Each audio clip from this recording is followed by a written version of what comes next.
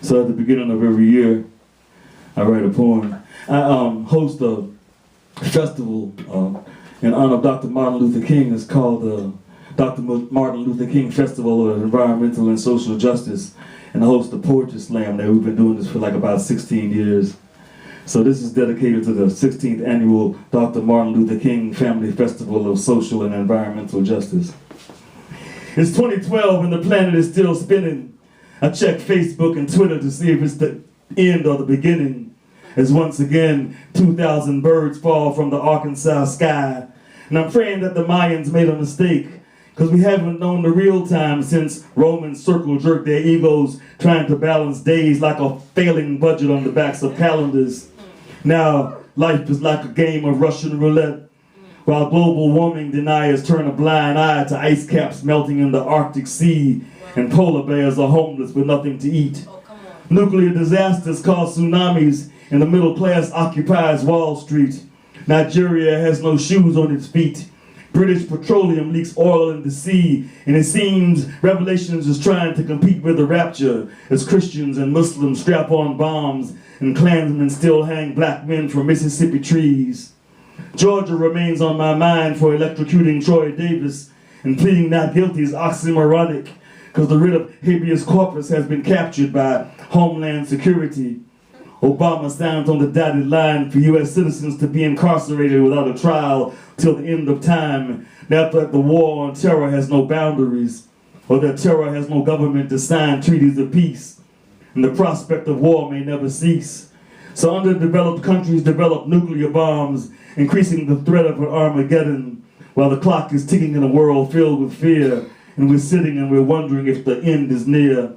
And I'm wondering what Dr. King would say about social and environmental justice today. Would he say there's no justice, but only just us, with the decline of the value of the dollar that says in God we trust? Meanwhile, I'm still waiting on the day when all people can say, free at last, thank God Almighty, I'm free at last.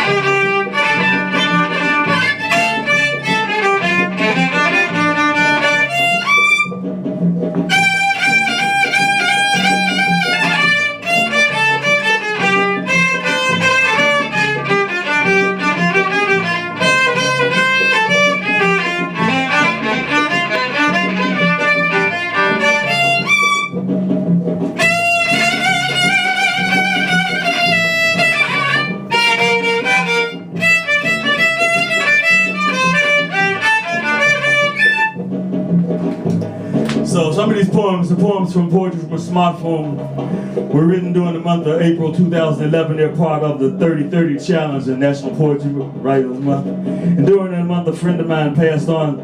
He was a free jazz violinist by the name of Billy Bang, and I wrote this poem for him. It's called Strings.